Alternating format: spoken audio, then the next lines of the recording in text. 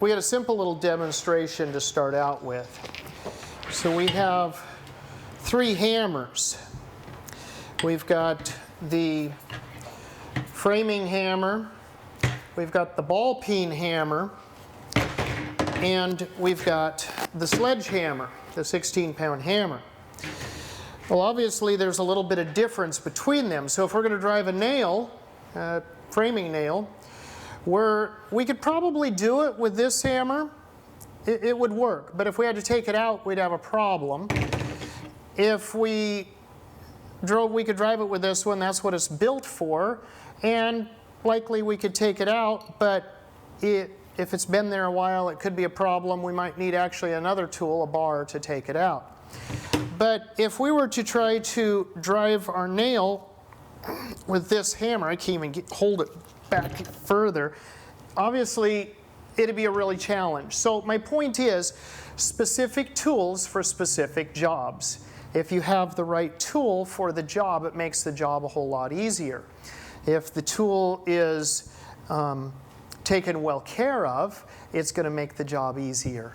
And so we got specific tools for specific jobs. What we're going to be covering and talking about this morning is tools for the to carry in a backpack, so that you can, if you're out just on a hike, if you're out camping, if you are if you're out with not able to go back. Not able to go back. As we talked about last night, if there's military that are moving in because our country's being taken over, and we decide instead of just becoming a prisoner of war or slave or being killed, that we decide to head to the woods, it might be nice to have a few things to take with us. So that's what this is all about. We've got different packs. Matt and my pack are similar, but not quite the same. They're both military surplus. We like them because they're durable and they are inexpensive. Melanie's got a little lighter pack. Hers is a Walmart special.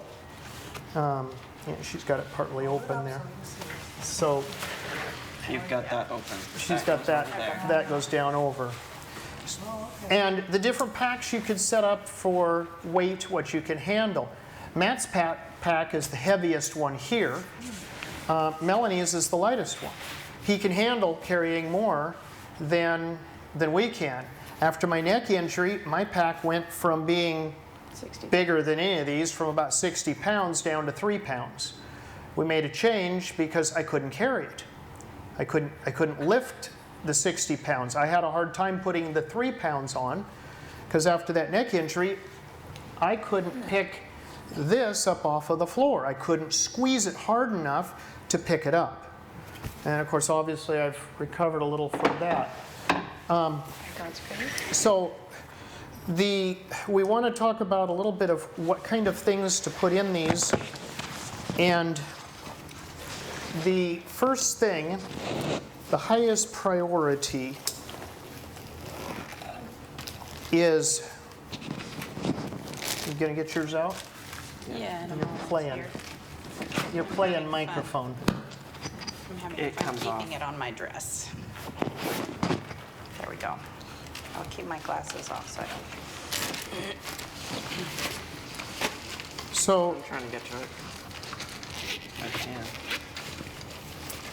all of us have, Matt's got a hymnal, Yeah. And a Bible? And a Bible. Melanie's still getting to hers. She keeps it tucked away, I got mine in a waterproof.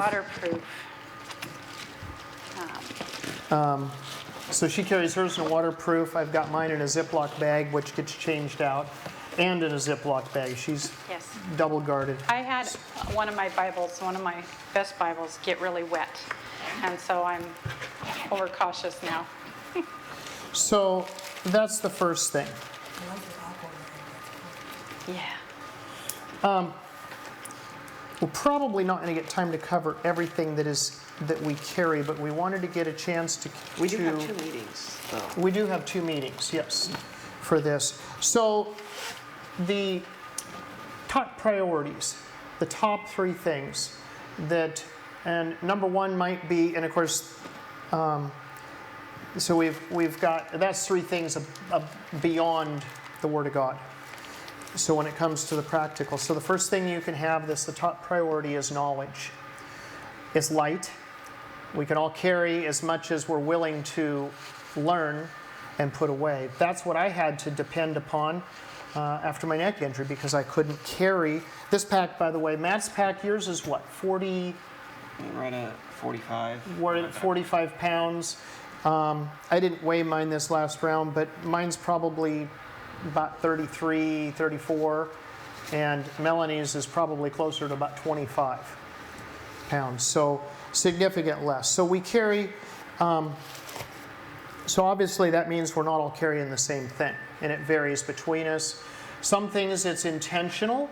We carry a little bit different so that we can Personalize. we can You make it personal. share between us, but at the same time, if for whatever reason we were to be separated, we still carry That's enough right. basics. So the basics, what we need. The basics for life. Water.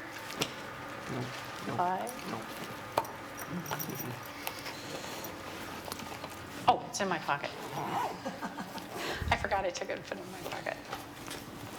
So the basic things that we start out with, and I was looking for the other item in mine. I moved things, and now I don't remember where it's at. Well, while he's So- looking, Okay, go ahead. no matter what time of year it is, colder environments, wet environments, it's important to stay warm and dry. And how you can do that is start a fire. So I always keep this little Strike Force, which we got from Walmart, I believe. Yeah. Strike Force, It's a flint it's lighter. a flint and steel, and I can't even do this one here. Don't do it. Don't do this. It'll be in the rug. Okay, That's a small one. These are bigger version. there, he'll do it for you. wow. Okay, so keep one of those on you so that, and I have a little fat wood here, because we found in Tennessee it's very wet.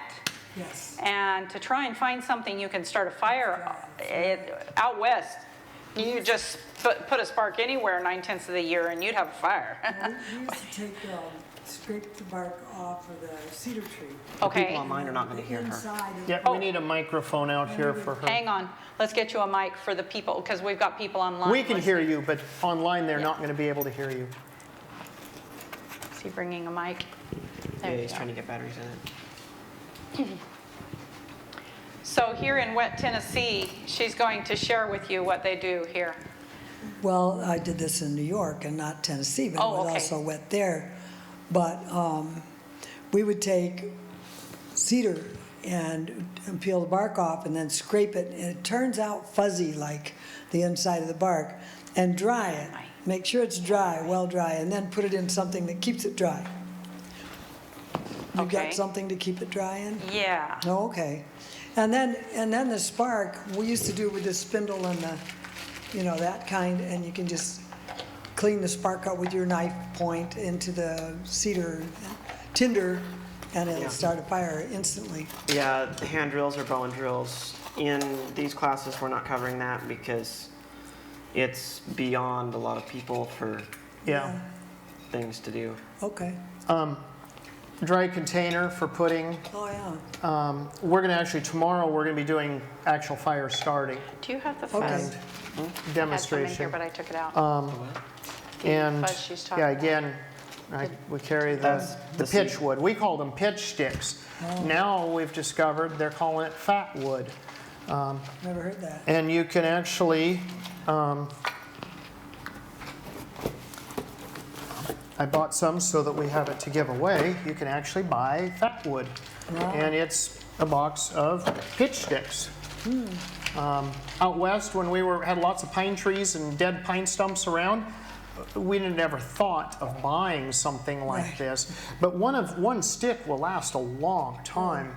with the way we use it. If you just burn it, no, it's not going to, but we don't use it that way. So we've got knowledge is one. Fire starting is another way, and we don't do matches. We'll explain about that tomorrow with the fire. That's this evening. Or, This evening, he says. no, it's tomorrow morning, I'm pretty Nope. sure. Look at your schedule. Got to look at the schedule to see, so I'm correct, except what did I do with it? So it's very important that you have some way to build a fire and something dry to do it with. You're right. And a lot of people, they think about how to start with their fuzz off the tree or whatever, but what do you have to do before you even strike that? We have to have We it, will cover that first. what he has, or what you have, a spark. Exactly. And make sure that you've gathered enough stuff that you don't have to run off and leave that spark that's just getting going, or it will go out. There were 3 men, my dad and 2 buddies, that went up in the Adirondacks in the wintertime, and they had to dig down to the shelters. Wow. There was lots of snow, and they could not start a fire. But there were 2 or 3 ladies that were up there also camping, and they were prepared, and they were able to start a fire. Very good. And it makes all the It difference. makes all the difference. It It can does. it can be the difference between a comfortable Life and night death. and a miserable night. Yeah, or life and death in this case, you know, Yeah. because Yeah. it was cold. Yeah, especially with snow. So the next thing on the list is a knife. Some sort, and we're going to talk about, spend more time talking about knives. Different knives, different shapes, different tools, for different knives for different purposes. Melanie's got one, it's the same as Hang on, Matt. I'll get to it. There's smaller ones. The key thing, I think we should, sort of talking about it, let's take the time. We're going to talk about sharpening, but we need to talk about knives a little bit before we move on, I think. Matt, you want to share? Okay. What with design? Yeah. Okay. So there's something called a full tang, and how you can tell, like with this one, the steel from the blade itself goes all the way down through the entire way. Then we have, where's your ones that are not? If you're going to do this, you need to have the other knives. In a box. Yeah, in a box. These knives are not quite full tang, you can't see it, but they do have a fairly good rod down through the middle. Then some knives, they put like a pin, it goes from the blade, it switches to a pin, and there's just a metal pin through, which makes it more What's the liable to break off. disadvantage of that? Tell them what, So if you're using it as chopping, and you're chopping on a limb or something, to try and make a shelter? right there where it, right there where it switches from the blade to the Handle. pin, it will snap off. Yeah, that one's full tang. This one right here is, Blade goes all the way through this. this one right here is a pin. It has a pin Okay. coming out the back. We've actually torn this one apart and looked at it. It has So- like a round rod in there that's less than a 1/4 inch in diameter. So a good hard whack, it's going to break off right here at this point. And leave you without a tool to now finish you've your got job. No tool. Yeah. So, in all practical purposes, this is not a practical knife. It's not good for. Then we have this knife. Looks cool for something you carry in your pack. The only problem is the metal stops right about there, and it's held on by this String. string, I guess you could call it. So I'm pretty much guarantee a couple of good uses, your knife is going to be Even just into. whittling with it, you might break it off. Right. Yeah, he did that one. Yeah, she showed. You showed That that was one. full tang. So with this one, what I was going to comment is the shape of it. A lot of people say, wow, that looks really neat. And it is what they call a full tang, but it is narrowed at this point. It's not Rather than being as Wide. like all the way across, and so it is a weaker point. But because of the shape of the knife itself, not real practical to use for carving, working. You know, it might work if Getting you your were fire start. Yeah, for Like doing fire shaving. starting. It might work if you were chopping up some herbs or something, but Okay. it would be kind of wasted weight. And the one thing that we don't recommend at all is a folding blade pocket knife, because the folding blade they do this. So you go to use it and they will come shut on your fingers. And I have had one before I went to lock blades many, many years ago. I had many cuts on the back of my fingers from a knife. You'd be carving and it would just like flop shut. And so if you're going to Even carry, if you have a lock blade, you have a pin holding your blade on. yeah. It's going to break right there at that So pin. it's not as secure. Great for a pocket knife. I carry this one all the time. It's a one-hand open and close because it's got a little bit of a spring assist, so that makes it nice to be able to use. I can get it out, open it up, and do what I need to do. Would I trust my life to this in a survival? No, absolutely not. It's not going to be, it's not helpful for that. You want something that's much sturdier. We'll talk more about that when we do next. When we sharpening. do, we're going to have a whole session on knives and sharpening and Some people say, why do you carry big knives like that? Isn't that dangerous? Well, not if you're careful with it, but I would cite you to the Iroquois, I can't say it right, Indian lady who was stolen by the Blackfeet. Sorry about that. I forgot to mute my phone again this morning. She was stolen, and she lived with them a short time, and they used her as a slave, and she became very weary of it, and she stole a knife from one of the people of the tribe when they weren't looking, and fled and made her escape. And it was fall when she left. That's how desperate she was to get out. And she had several hundred miles to go to get back to her own tribe. But she made it because she had that knife.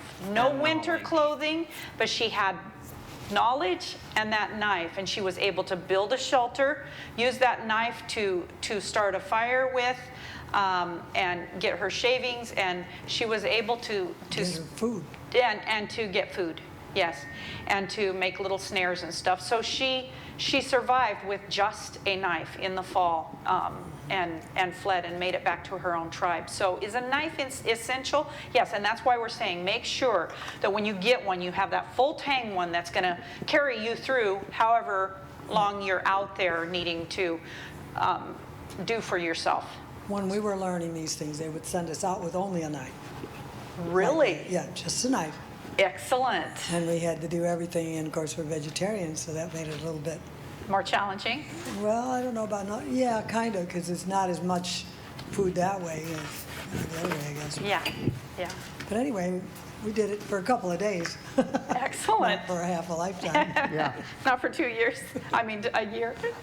Yeah, I've always packed a little food with me with going out when we've gone, Right. at least some, and kind of done it halfway. But we've been out for 4 days to a week.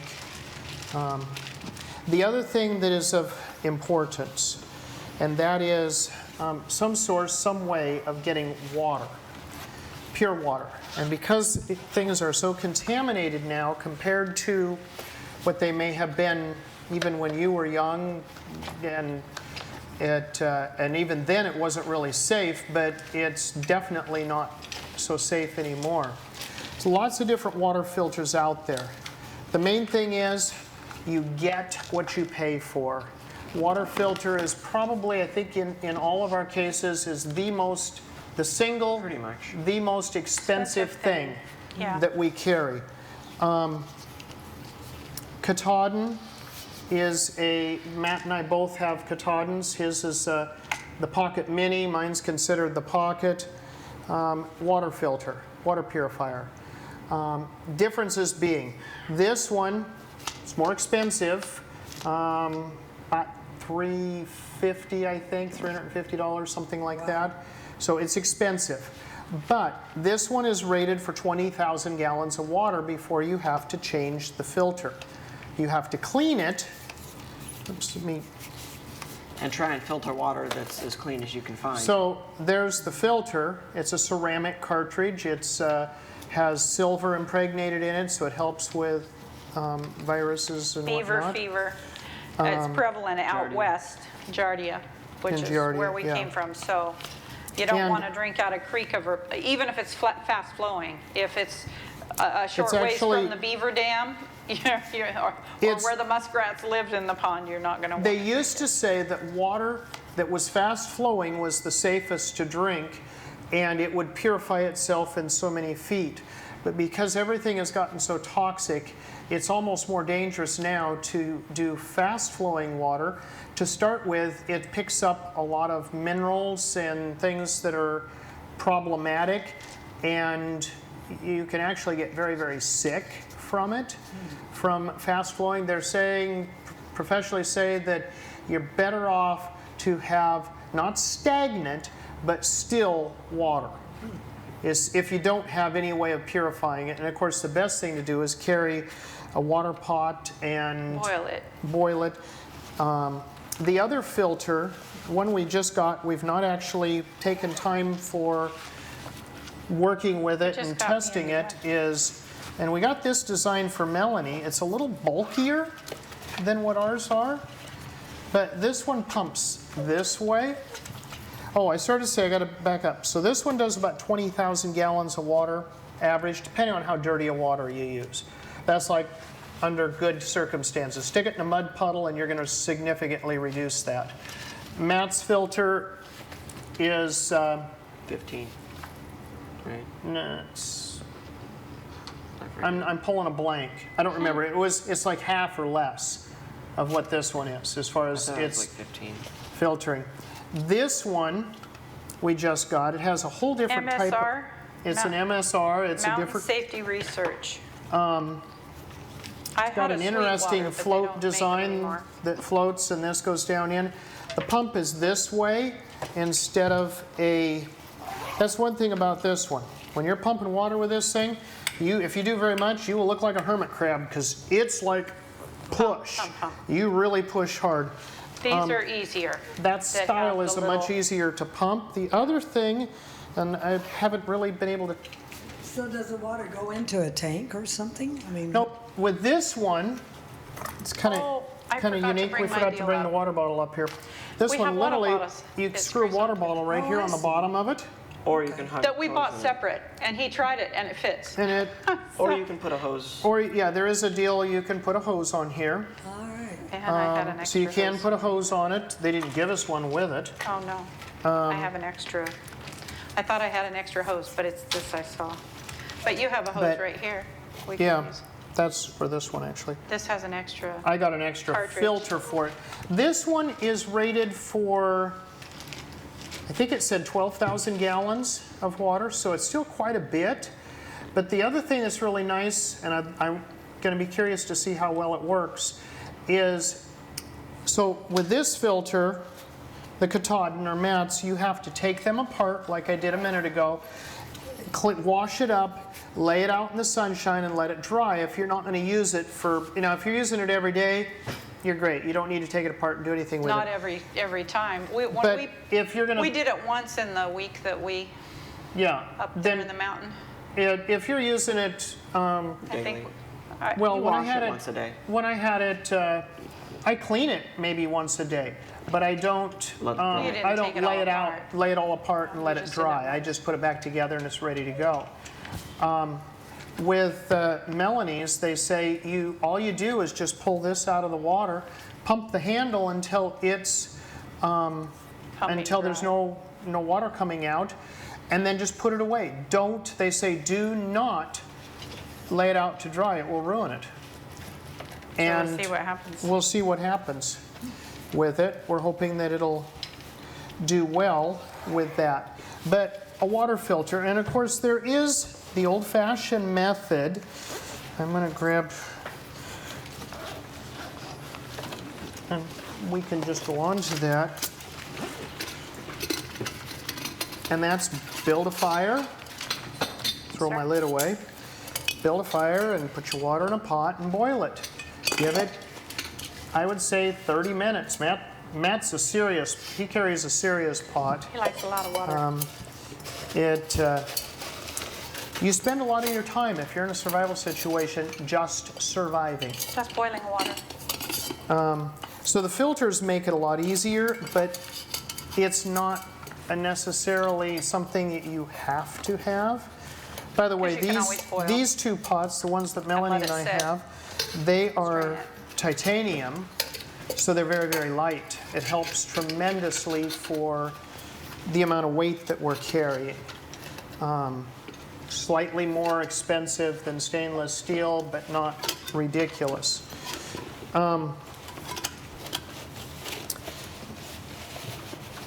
So let's see here. Oops. How do I keep getting that? It was in there. Okay. Moving on to, I was thinking, you want to go to that? Yeah. Go ahead. Okay. So we need the different. You never brought up the axe I gave you. no, We it's need- still we in the needed that as our trailer. demonstration. Oh, and I forgot the big one too. Yeah. That's okay. We'll go on. We'll We can that. do We'll those that at in the next fire. meeting. Yeah, we can do that. We can do those at the At fire. the next meeting we'll have. Okay, Okay, cover so we'll that one in cover the next. axes later? Yes. Okay, Okay. because we forgot two of them, they're down at the trailer. Forgot to get them Okay. packed up here. So the other things that we carry. Clothing. Wool is tried and true. This heavy wool pants that I've got, Melanie has. Suit wool dress, and this will keep you cooler in the summer and warm in the winter. And if you get wet, you don't get hypothermia because it keeps you warm even when it's wet. It's very light. I'm going to have you feel it. It's very light and yet very, very nice. So, Yeah, that's the one thing about these pants. They're heavy. yeah. These are a Swiss military surplus, and they're a heavy pant. And I think where we ought to go next is here. I also carry, for myself, I also carry a cashmere sweater that I can put under something for that layer.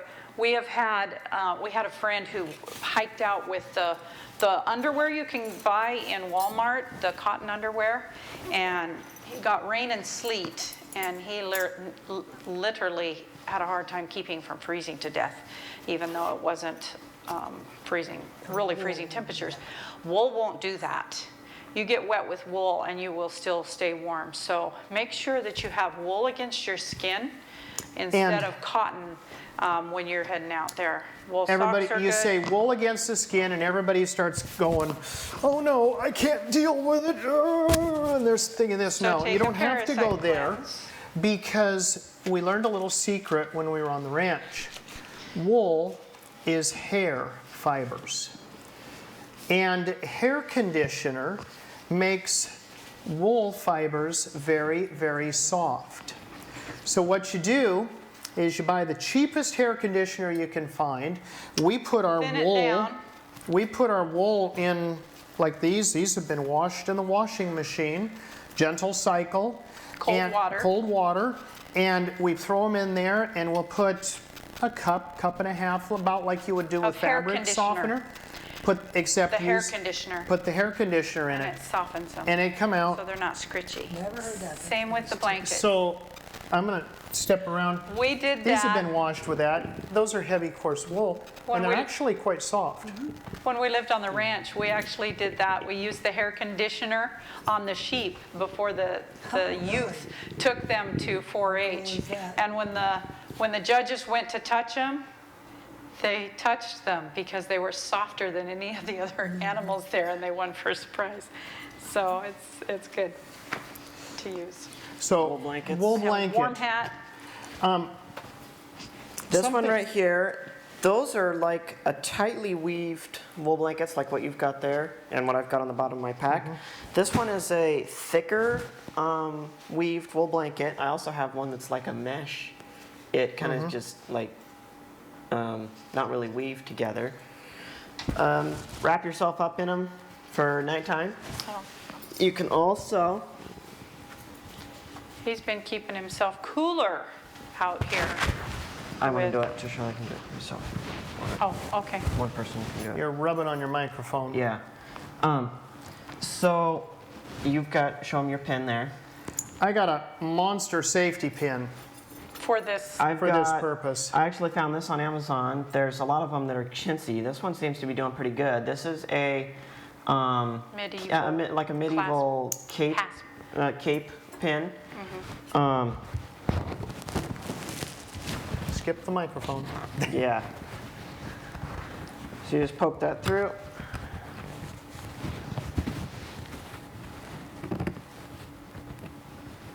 Flip it If I over can and then flip that twist under. it. There we go. And then you just turn it around Oh, I see. so it holds. Yeah. And you can still work just fine Hands-free. under them. And then if you want to, you can just grab them. Matt wore it yesterday to town, and the lady at Walmart said, may I ask why you're wearing a blanket? Aren't you hot? No. And for anywhere around here where you have a lot of mosquito trouble, which we weren't bothered with in high desert, but this is indispensable because they seem to like my ears. And Melanie So- carries that, Matt and I don't. And She's sweet-blooded. not to embarrass the ladies, but I found years and years ago that if I took nursing home pads, the washable nursing home pads, and used those to make helpers, female pads, you can wash these out and use them for years and years and years and not have to worry about not being able to buy anything. Another So thing you could do is use a nylon sock. It works very, very well. a nylon sock, It'll wash excellent. out real easily. Excellent. These do too, and they hold a lot for those who are heavy flowers, but if you get out in the wilds and get away from the wrong diet, you won't have the problem of heavy flow. Right. So So that is a help. I should have shared also a wool sweater that's Yeah. tucked away down here. I've got a wool button-up shirt, wool sweater, wool pants, wool socks, some Socks are important. wool long johns. And they're super fuzzy. I actually have We have 3 pair of wool socks because you need to keep your feet in a warm condition. And if your socks get wet, just change them out and dry the pair that are needing to be dried by Yeah. the fire. Keep your feet in good condition or you're going to be shut down from moving from place to place. another one that we carry that's in the line of blankets is, so I'm sure most of you have heard or familiar with, let me grab one from over here.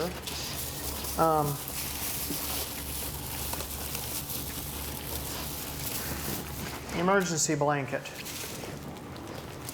which is like this, and it's just a thin, That is the same thing as the other? yeah, this is the same thing as this is. And this is the same thing, except this is done a little bit heavier. It's silver on the one side, green on the other side, so that it works for... Tarp material on the other side. It's like a tarp. It is fairly thin, it's fairly light. It's big enough to, be able to, what I have been doing the last several times that we've been out camping, I took Matt and a friend of his out and we went on a 4-day camping thing where we were just doing, where I was teaching them all day long on stuff. What I slept in was I laid this on the ground, green side down. I laid on the silver side. I wrapped up in my wool blanket. Fully dressed, you're not in your jammies. Yeah, No. fully dressed. I had my wool pants on and pulled the other side of this up over the top of me and sleeping directly on the ground. The ground was a little harder than my soft bed at home. That's because you didn't pack in enough leaves. I didn't pack in enough Take leaves. your lessons from the rats and the squirrels. Yes. So anyway, we did that, and I slept nice and warm. And it got down to what, 36, 36 degrees? Well, then, yeah, you slept fairly warm. You were closer to the main fire. And then my Yeah. friend, he had built a shelter as well. He did not have one of those. He had a tarp and a wool blanket. And I had, just up the hill, there was an overhanging rock, and I had built a brush wall along it. And there was a flat rock ledge. I had built a fire in there midday and heated up those rocks. And he actually ended up finishing the night in my shelter and the next 2 nights because he literally froze His to death friend. in his shelter because of just a wool blanket and a tarp. And And it wasn't the thermal. Dad was doing okay with that. I did okay. The only And time I was saw it toasty. for... I was toasty, and I didn't have that at that time. I was just wrapped up in my blanket, sleeping in my rock den. So you built a fire under the rock Yes. Yes, and just warmed it. That's really cool. yeah. So I That built worked. walls along the We'd all overhanging joined rock. him, but there wasn't room. It was pretty tight It for was two. long, so he had one there and him here and the fire up on the rock, which heated the whole area.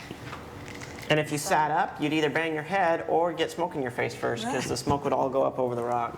So, hey, if you stay warm.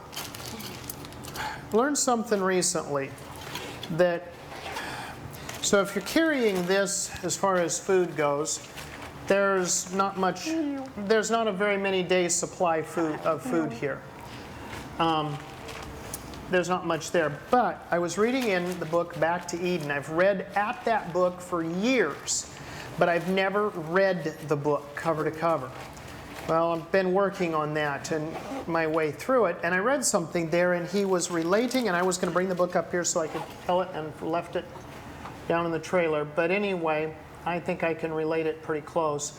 There was, this would have been in the, I believe it was in the 20s, mid-20s. There was a crew that was building a railroad. And of course that meant that it was all being done by hand, probably with a lot of sledgehammers like this big guy that they were using. And of course railroad have kind of their specialty tools for their spikes and whatnot. And the head foreman went to the head cook. And he says, okay, he says, I'm going to be working these guys 14 to 16 hours a day. We're on a deadline to get this job done. And I can't afford to have anybody going down sick. I want you to don't spare anything to keep these men well. Well, obviously the foreman knew that diet had a lot to do with their health. And the cook says, okay, got it, we'll do it. The cook would not let them drink water. Now you would think that they'd be in a problem if they didn't drink water. But what he did was he took oatmeal and he put, and here's the proportions, he took a heaping tablespoon of oatmeal for approximately a quart of water. And of course he was doing big pots of it. And he would simmer it between 30 minutes to 2 hours with just that small amount of oatmeal, considerably speaking, for the amount of water. And he would let it simmer in there for upwards to 2 hours. He would, at that point, he would strain the oats off, because what we do now, we have a Vitamix, so we just put it in the Vitamix and leave it and whiz it up. We used to And- call that oatmeal gruel. Do you call it gruel? I would think it would be way thinner than gruel, because when you take 1 quart of, it comes out pretty thin. When you take, or 1 teaspoon to 1 quart of water. Teaspoon or tablespoon? A tablespoon, excuse me. 1 tablespoon to A quart of water. a quart of water. I used 2, and then I blended it. So it's more like It's a little milk. more creamy, So I like wanted milk. this- Does it stay in suspension? Pretty much. Pretty much. Yeah. Good. Pretty much. We have found, and well, here's what happened, back to our story. So as I read that, they completed their job, the men worked. Nobody and got sick. Nobody got sick, and everybody was well and strong. And Jethro said, okay, I got to figure out why. So he went to the 2 main manufacturers that manufactured the rolled oats. And he said, I want to know the nutrient content in those oats. And so he got that.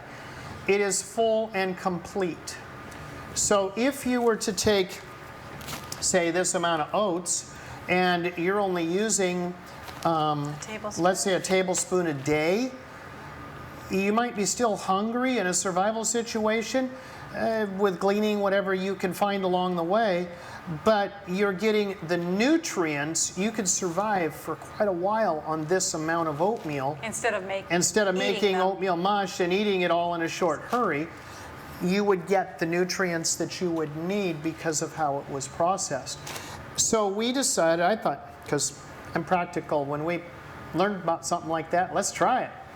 So I made up some oatmeal milk, I called it, and so we did it up, and we have found that, number one, it's way inexpensive because oatmeal is reasonably inexpensive to start with, and then with such a small amount to the water, all that Melanie adds to it is a little salt, That's all. and yeah, that's all. it. Just a bit of salt to it. But we have found, and we're going to do that here, and sorry for those online, you're going to have to make your own, but We're going to be making, ice cream with it for Smoothie. we smoothie call it ice cream.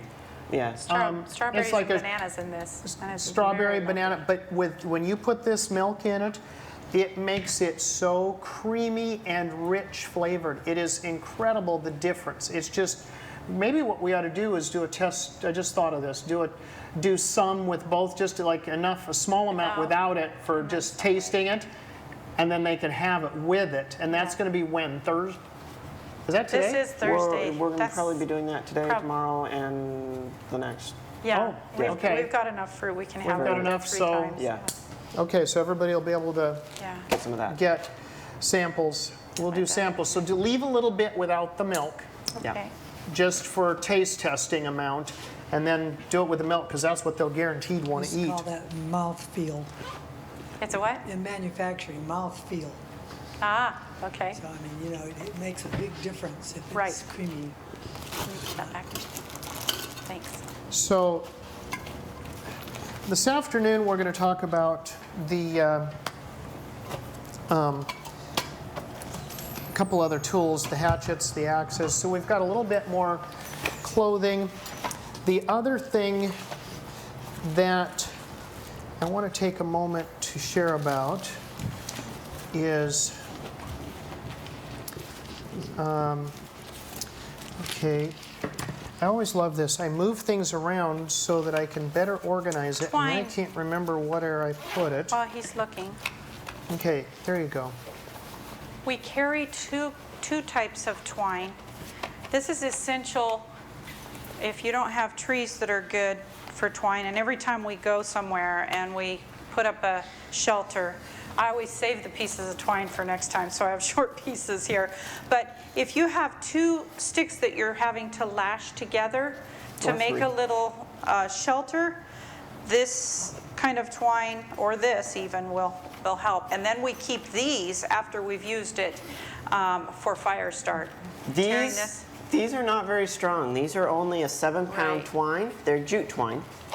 The thing is, though, you take that and you wrap it around, say, 5-6 times around what you're doing, tie it off. And then when you take your shelter down, we just grab that, we wad it up and throw it in our pack, or put it in a Ziploc bag if we have one. And we will go over that this afternoon Yep. for fire starting. It makes it easy. So multi-purpose thing. and be able to reuse it. Go over that. Medical bag. Ah, okay. One of the things that I've recently gone to, Mom and I don't have them. they don't carry it. My night vision's really poor. I don't see well at night, so I have a bright flashlight that I carry for doing. Well, flashlights use batteries, and I can't pack enough batteries with me. Yeah, you can get. I actually We have have one one. of I should those. have brought it. I've got one that you can shake. You shake It's it so to loud charge though, it you're up. not I hiding. don't like that, Nah. that's true. And that works. This has this one. Take it apart here real quick. This one has a rechargeable battery. It actually has a plug right in the battery. You can charge, or you can plug it into the flashlight itself without removing the battery. So that's all wonderful if you have power grid or some way to charge it. And I thought about that for a while. And so I did a little research, and I have a solar panel set up, and this is a backup battery that has 2 USB ports. It also has a port here, a C port, that I can, if I do have grid power, I can charge this backup battery by grid power, but if I don't, I can charge it by solar. And so I can plug my flashlight into here, charge it up fairly quick. It takes between 5 to 7 hours to charge this battery with these panels. That's in full also sun. has a light. That also has a light on it. Yeah, there's also a little light back here, I think. See if I can get it to come on. Come on. It's a hard button so you don't accidentally turn it on. It is a hard button. Like really hard. It's fully charged, but I'm not, there it goes. So it does have a light that comes on, but I don't know how much I would actually use that. I can't get it to go off. There we There you go. Okay, the other thing I do, and I left them in the box, I've charged them, but I carry, by the way, if you're out just camping, backpacking, hiking or whatever, and you've got your cell phone, and it's getting low, you can charge up if you're carrying the cord, you can charge up the cell phone. I don't actually carry the cord for my cell phone. I also have AA batteries that are rechargeable, but these are an extra special battery because these batteries, here it is, that was the cord for the flashlight, have a special little plug that I can plug right here into the top, like so, and then USB, I can plug this into here and charge all 4 batteries at the same time. Wow. And the reason I carry AA batteries is because, and I'm the only one that carries this, these two don't have it. This is something I think is valuable weight. I carry if I can get it out of there, a shortwave radio. If it happens to be that it's an issue, like I mentioned earlier, let's say there's war and you've decided to head for the hills instead of being taken out by foreign military, even if it's, I mean, you may only be a half mile from home, just tucked away in the trees, obviously if you don't live in the city. Right. It might be nice to be able to, for a little bit a day, be able to pick up radio and find out the truth. Is like right now for the last year in Ukraine. We hear on the news that the forces, Russian forces, have been heading towards this town and they've conquered this place and they're moving on. That might be a little bit of added information to say, okay, it's safe, we can go back home, get some supplies, or it might tell us, no, we're not ever going to be able to go back. We're going to have to head deeper into the woods and do with what we have. So that's why I carry, and I went with shortwave because that gives me more options than just an AM FM. It gives me AM FM radio, but it also gives me the shortwave. And I do carry one set of alkaline batteries, so I've got it for immediate use. If for some reason my rechargeables aren't there, I've got a set of these in here I could use right away while those are getting charged, and of course then I would have to dispose of those alkalines. So that is something that we have found, or that I'm finding. You vary the pack depending upon So what he's you our want. communications specialist. Yeah. What you see as I carry the most food. Matt carries food. Okay. He's got more food than well, Melanie I don't think has any food. And I have the best water filter. Yeah. That was the other thing. I forgot to mention that. I was going to make sure I did that too. Melanie's water filter is, not only will it pump easier, but it's advertised to not only take out viruses, or no, bacteria. Which way is it? Viruses. But Take out. Not only does it take out viruses, hers will take out bacteria. Matt's and mine won't. Even though ours will do more water, I think actually hers is about the same amount of water as Matt's, or maybe I slightly think I have more a than 15, yours. she has a 12. Yeah, I did 15,000 and then yours 12, something Yeah. like that. Anyway, so, and of course something else, wool gloves. the other thing we do, we have, and we'll talk about this on fire start day, I think. That's, yeah. later We today. have cotton balls soaked in paraffin wax or No, Vaseline. Vaseline. Vaseline. And you fray them out, and it's a great fire start, and this will burn for like 20 minutes, even in a hard rain. Yes, you soak them in Vaseline. And the reason I was showing you this is because I have several of these, but on one of them, we've put a little bit of duct tape, because who knows when you're gonna need some tape. And you don't wanna carry the roll in there, but we already have this as a container for our cotton balls. So we just took some of the tape and put it around. And we each did that for our packs, so we have some 100 little bit mile of- an hour tape. A little bit of duct tape. Brown, of course, to match the woods. Something that we also, all of us carry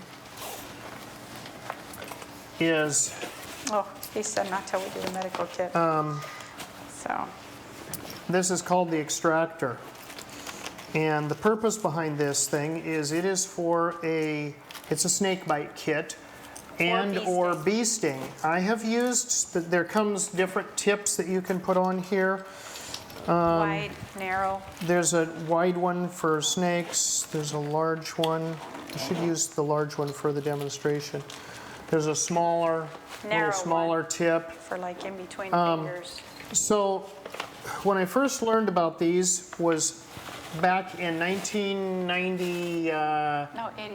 80, you're right, It was 87. 87, It was 87. I learned about this extractor. Because I was working at a summer camp and we were having a bad issue with the kids getting stung. And I was the camp purchaser and we were having many stings a day. We had many kids that were having anaphylactic things. We had a Reactions. prescription with a doctor. Literally, sometimes I was bringing a dozen anaphylactic kits a day back with me to replace the ones that had been used that day because of the issues. So I was looking for, and I was in a sporting store and I was talking to the guys, what do you got for, Bee sting. and he's like, this is what you want. And I said, okay, so I bought one. Try it on me. And, okay. So what you do, and I'm using the large one just so it shows up better for the purpose. Let's go out here so we can catch better for the camera Okay. from above. So you go over the stung part. You go or over the bit. stung, and we usually use the smallest one for a bee Right. sting. But if you've got a larger, you've got a different. So you push this down, and it pulls up. You can see how it just sucked the skin right up in there. Turn it this way if she goes to the It's overhead turning view. purple. You're going to give me a bruise. I'm going to give you a bruise. Yeah. Okay. Yeah. So it pulls up Okay. the skin up into that. And the little one, you can actually, let me grab it. I can do this on my finger. So here's what we found with this thing. So If you can get to the sting if you within get a to minute. get to it within a minute. So it doesn't, obviously with the skin's not as loose on a finger. It will draw It pulls up. the liquid out. And we've had people who would go into, Anaphylactic shock and would Whoops. normally need an EpiPen or sometimes multiple EpiPens to make through it. Get to them with this within a minute and a half. They don't need the EpiPen yeah. at all. They're fine. And the other thing we found is if you are allergic to bees and you're scared to go out there, like I was, and then you react to the EpiPen as well, echinacea. Echinacea is excellent for stopping the reaction of the bronchs closing up so that you can't breathe once you've been stung or bit. So I carry that in my pack because I am allergic to bees. So. You were. They won't miss you. So, by the way, these extractors, this one is kind of a fancier, harder case than the others. The cheap ones, which is the same insides, they're about $20. So it's a fairly inexpensive. I've always wanted to use it for a snake bite, but I've never had the opportunity, and in a way I have to admit, I hope I don't, but yet I wanted to know if it would really work. But we have used it over and over again for bee stings, other bites and whatnot. Usually on a bee sting, if you get to it right away, It's 10. give it 5-10 minutes and the sting is gone, the pain is gone. You end up with a little itching, and that's about the extent of the sting, instead of it being a major issue. And I should be watching the time It's here. 10. We've got about 20 minutes. So I'm Okay. debating about, Are we going to these kits right now? No. Not? That's for later? I should show them the other style while we're on the extractor. We're going to cover the medical kit, but on a different day. Where did I put it?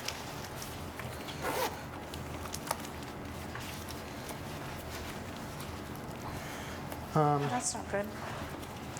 Gonna get to it in a hurry, huh? Yeah, I need to know where all I your moved, stuff you got to is. know where your stuff is. I moved things around. So this is actually one that I got. This is the extractor from a long time ago. I kind of like actually the case better almost than the new ones we've got. But anyway, same thing, same setup, just a little different case for it. And these are the ones that run $20. We're going to get into the medical stuff at a different point.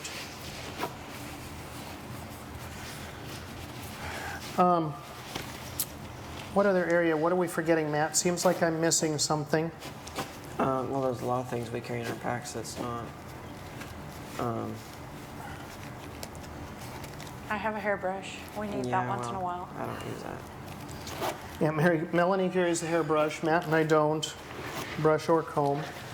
So it's itemizing it. It's doing it separately for. What are you willing to pack on your back so you have it when you get there? Yeah. That's what it comes down to, really. Different ways of starting fires, which we'll go through in the fire starting class this afternoon. We also carry like hats and whatnot. What? A wool hat. Uh-huh. And gloves. Gloves. I have gloves. Yeah, I forgot to. Here's put one that Matt and I carry. This is a paddle. military shovel. It can be used. To dig out an area In- that you're going to make a shelter So if you're going to in. make a shelter, a little more Either permanent snow. shelter, or for if you're needing a restroom for burying things, it can be set straight, like Matt's got his, or it can be set at an As a angle, hodad. so you can chop and dig, or you can scoop and dig. They go either way. And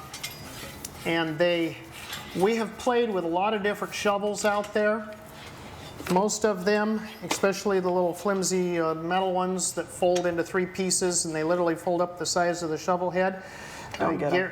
You break those first time you put them into use there. And that's the one thing. That was the reason why we talked about the different tools this morning with the hammers. The purpose behind that is a different tool for different jobs. And then you need to test your tools. You need to use your tools. You don't just put a pack together and leave it there and say, okay, well, I got all this stuff. If you don't use it, you don't know if it works. You got to practice with it And to make sure that when we it's get going to to work for hatchets, we'll you. share about that or the next meeting here. What happens with hatchets when you, Don't use. if you haven't tested them and know what you've got going.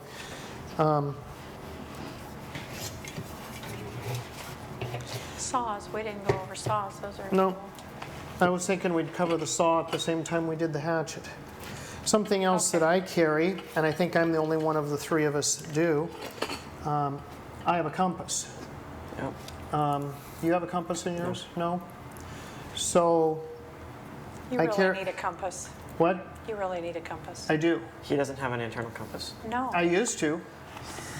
we yeah, we it- need yeah. compasses, but just, Techniques of using, well, for starters, the sun, but also moss on trees. trees, rocks, specific kinds of moss, some moss.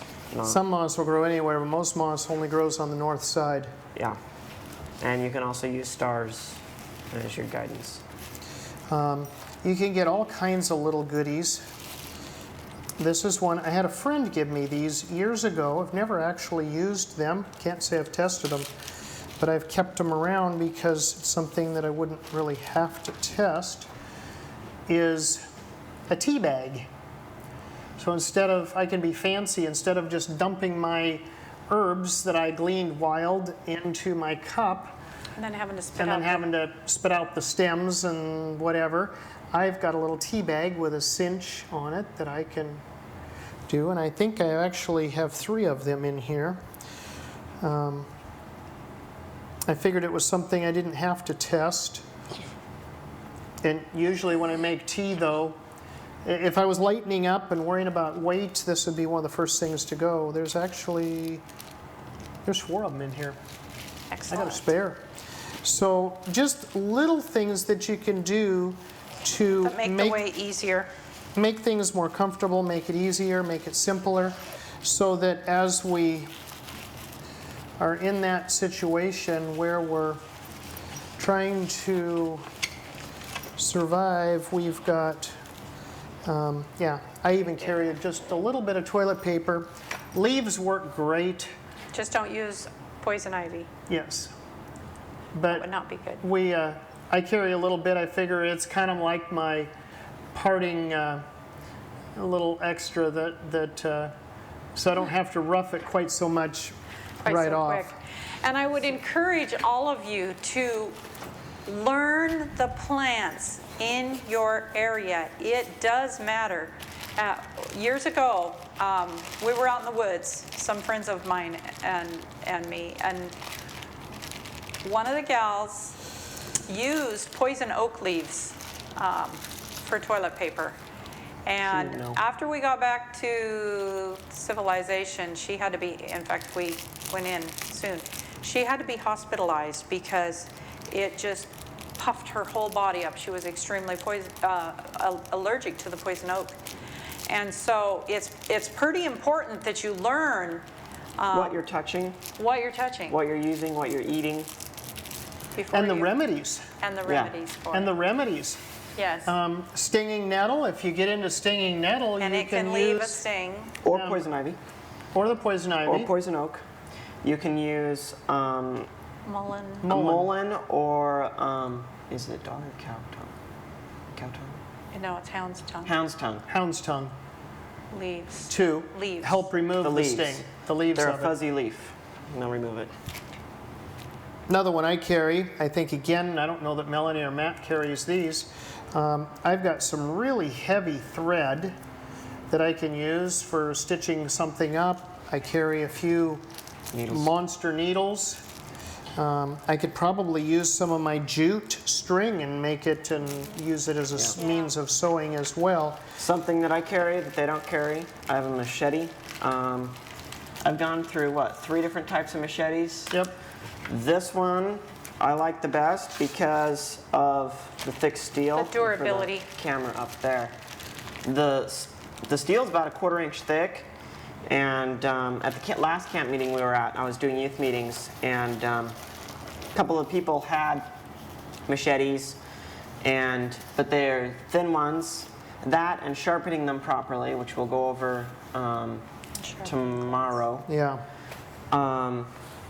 I can do just about as much with this as I can with that, of like chopping trees. Of course, it's great for brush, but with it's a full tang, comes clear to the end, and it's quite sturdy for chopping. Haven't been able to break brush it yet. No. Serrated on one side. What's this for? That's like a. I forget what that is. This is a It's digging. It's a gut hook, Yeah, I'm not which sure we why. would never use. I use that a lot for branches. I can hook a branch and then drag the Pull it. branches. Has a digging thing. The saw on the back is literally a pile of junk because they never. Any tool that has a saw on it when it's not a saw is pretty much not Doesn't do work. worth using. Should we go over saws right now? We could. It's a good time to do it.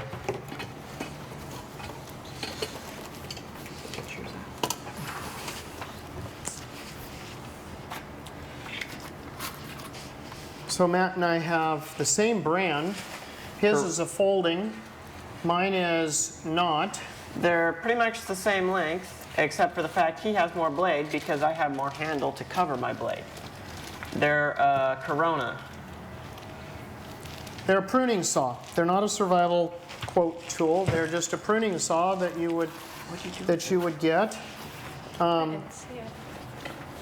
The one thing about Melanie's pack that's kind of a nuisance, hers doesn't lay open Yeah. like Matt and I's does. So you have to unload everything. You have to unload stuff to get to it. Where with our pack, let me zip this up just so I don't dump what's in it out. Ta-da! Yeah. We can flip it open and get right to.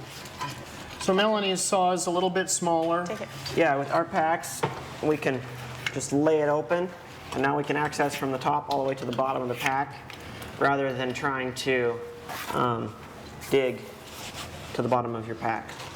So similar tooth design, a little smaller. If you're trying to build a shelter and you're using this saw versus this saw, you'll suddenly see why I carry Something else a little larger. that I've seen, because I've been teaching this as well at youth meetings and whatnot, and on Amazon you can get multi-tool kits, and they're like a set. You have handles, you screw your handles together and you can put it on your shovel or you can put it on your axe or whatever. In And your- concept, a really good idea. your shovel has a knife on one side and a saw on the other side of the blade. Looks great, not practical, because they don't have any force to them, so you can't cut anything with your hatchet. Your shovel wants to bend every time you try and dig in the dirt. Your saw is not a saw, it's on something else, and so you can't cut anything with it.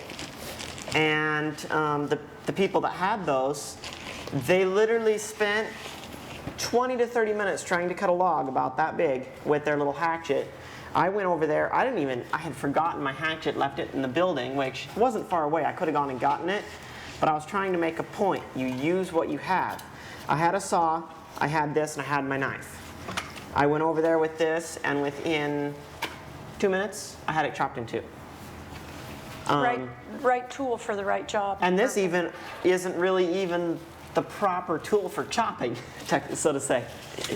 There's what you were looking for. That's what I earlier. was looking for earlier. I've rummaged We through just- this pack Melanie so just many times and stuffed it back in that I can't find my stuff now. We just put her stuff in a different pack. Yeah. There's some of your cedar. Is that like your cedar? Very similar. Yeah. That's, Oh, cedar? We used, at the last camp out, we used cedar bark Yes. for Yes. starting fires. Everybody What did. is that? That is actually palm bark from Florida. yeah. I saw that and I was like, oh, I gotta get that. So, One thing that I saw a moment ago that in my pack here that I carry a little bit of cayenne and I carry a little bit of salt. Electrolytes with the salt can be very, very helpful. Might make things go down a little better. Matt does as well. I also carry the cayenne more for medicinal purposes, or for stopping bleeding. stopping bleeding. Yeah, We Matt use it to carries stop those bleeding. a little larger. Heart attack, bleeding. I have a tincture here for serious difficulties with the heart. I like the way your packs, you have separate parts to it. Yes. Yes, that's nice. That used to be my pack. He just gave this one to me, that's why I'm having a and hard time finding stuff. It's open at the top and you have to dig all the way to the bottom to get your stuff. So I can lay it open, This get is to yours. everything. Yeah.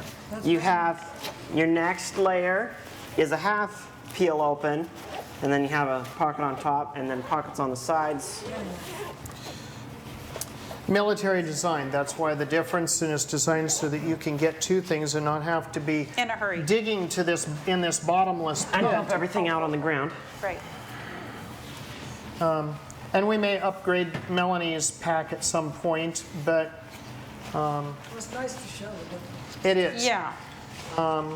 It is. The other thing too, the packs you can get, that pack that Matt has, empty, weighs double what mine does empty. So that's something, weight is something that's always a concern. I don't care how big a person is, how strong they are. And that's the other thing. You need to be able to put your packs on, practice with them, so that you've If you walked can't with them. cross the living room with it without getting winded, you got too big of a pack. You've got too large, you're carrying too Talking about much. Melanie. If you can't walk across the living room floor with it. And something that I did not put in my pack yet, because I just decided to upgrade to it. I've had this for a long time. This is an Australian Outback coat. And you need something to protect you. Melanie has a rain jacket that she's got tucked into hers.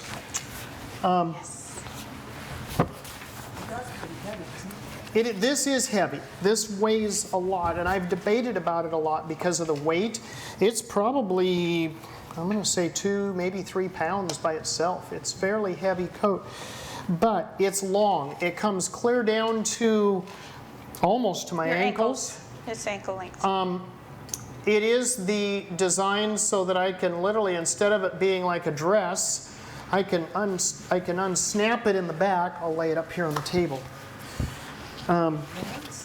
By the way, I got this used many years ago, so You can I didn't unsnap pay it, near make what it- they Make it sell riding new. pants. But I can unsnap this and then bring the front around, snap it together, and literally make like pants out of this thing. Okay. And the nice thing about this oilcloth is when you are going through the brush, the stickers just, it doesn't snag it, it just keeps on, you can plow right through. And that's partly why I've decided to add it to and include, not only because of our rains here, will it keep me dry, it'll also aid for plowing through the brush. We have taken groups on a hike through the brush, not just a walk, but a hike through the brush where it's overgrown and whatnot. And if we send Matt up front with his machete or even a knife he's used, This that knife may look like it does not do much. This knife is handmade. Luckily, I'm not the one that bought it. It's a $700 knife. If you keep it sharp, a couple weeks, 3 weeks ago? 3 weeks ago. No, that would have been 4 weeks ago. It was the camping prior. okay. We were out on a hike, and I was the one leading, and Dad was at the back, making sure everybody was coming through. It was kind of like a youth hike with others that wanted to join. And we walked up through the woods on a trail, and then to the railroad track, and then back through the woods. And when we were coming back through, it was pretty thick. And some of the people thought I had a machete with me. I was cutting out trees that were like good 3 inches. I can't wrap my fingers around them. Just one hitting them, taking them out. One, blade design, and also sharpness. So it's important to have good quality tools. And that's something with knives, and we'll finish up with this since you did that, and that is that, so that knife that Matt has there, that's an old style. This is a buck knife, 650 Nighthawk. Mom has the same one, built in a different year. I paid about $60 for hers years ago, 20-some years ago. I just got this one off of eBay. You cannot find them anywhere that I have seen except eBay. There's not very many. They don't make them anymore. There's not very many of them on there. I got this one for $110 because I was able to get him down from his original price of 150. All of them on there are from 150 to 350. That's it. And there was only four or five of them on there. So you learn and you watch and you work. This is a good knife, good small knife. It's a buck 673. This one I picked up at a flea market. It's a really wide blade, and that's what caught my attention. So, and it's a full tang knife. It's a really stout knife. I wouldn't hesitate to use it kind of as a pry bar. By the way, it is a look-alike to the Damascus steel. They have ways, they do them two ways. They can either do it with a laser and imprint it and make it look like it's a Damascus steel knife. What's so great about Damascus steel? Let them know. So Damascus steel knife is where they take a lot of layers of pieces of steel. I mean, there's guys that'll make it literally out of a tape measure, with the metal from a tape measure, and they heat it up and they hammer it together. So what happens is it's like plywood with wood. You've got grain running this way, you've got grain running at cross angles through it, or this way to it, so you've got multiple grains. So the steel becomes very, very durable, very, very strong, and it holds then when it's heated and tempered for making it to the right hardness, it'll hold that temper very well. So what you end up with is a very, very good quality knife. They will rust. They're not stainless steel. That is probably the one biggest downside to them. But they become very strong. But here's what happens. I picked this knife up for 20 bucks at a flea market. Something's wrong. And I knew before I even bought it that it was not a real Damascus steel, because there's no way you're getting a Damascus steel knife for $20 unless somebody's absolutely doesn't know what they have. This one just looked like it. I didn't care about the look for that. I liked it because the short blade, the stoutness of the blade makes a good utility knife that I'm able to use that way. It doesn't, it doesn't have the, I can put it on my belt on my side, and it doesn't look so big and intrusive as would a large, throwing stuff down, as a great big large sheath knife. So I can wear this more as an everyday thing, as a tool. It's a tool, it's not a weapon. We never see these as weapons. They are specifically, in our minds, they are a tool, just like the shovel. Just like the hammer. Just like the hammer. Okay, example, point in case. I could kill a snake or a person with this hammer. Okay, it could be done. That doesn't make it a weapon. I could kill with a shovel, preferably if it was a poisonous one. I'd like a little longer handle than this shovel. But just about anything. Or you could kill a person or a snake with the shovel. It doesn't make it a weapon. Same thing with the knife. You can kill. It's how it's used as to whether it's a tool or whether it becomes a weapon. I've also got this in here. And so, and we are at our time limit. We're trying. Try carrying your packs. Okay. Okay. I don't know if She it's said on. the mic didn't get turned on, but she said she'd like to try and lift the Okay. weight of it. So we'll do that. We're going to take a break for, where's my schedule? I think it was 30 minutes, just for those that are online. Everybody else, yeah. 30 minutes. So 12:30, we'll be back. We're going to continue more. Wait, what? 12:30? Yeah. No. We'll be back at 11. Where is it? I'm looking at the wrong one. Oh, I did. We'll be back at 11 o'clock. Sorry. I looked at the wrong spot. Yeah, so it's, what is it, 10:30? I threw my phone. Yeah. Yeah, it's 10:30. Yeah, it's 10:30. So we'll take a half-hour break, and then we'll be back, and we're going to cover some more about the packs and the axes and Stuff that's in them. the things that are in them. So, okay, let's finish with a prayer before we break from this. Matthias, you want to? Sure. Our dear Heavenly Father, I thank you for this day, and be with the people as they travel here, and thank you for giving us this day that we can worship you, and help us to be able to learn these things, and as the people online and here listen, and help us to be shining lights for you. In Jesus' name, amen.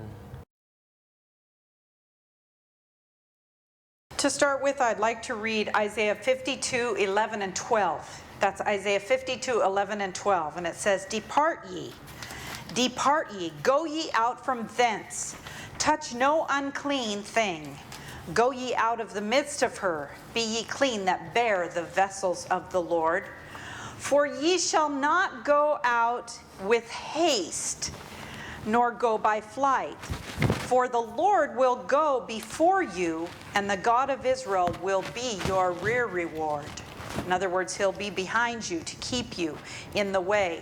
So God has promised that he'll be with us, and he says, you won't go out in haste. And that's why we've put together years ago these bags that we go camping with and use as often as we can, because God has promised that as children of light, we'll know the day and the hour of our visitation.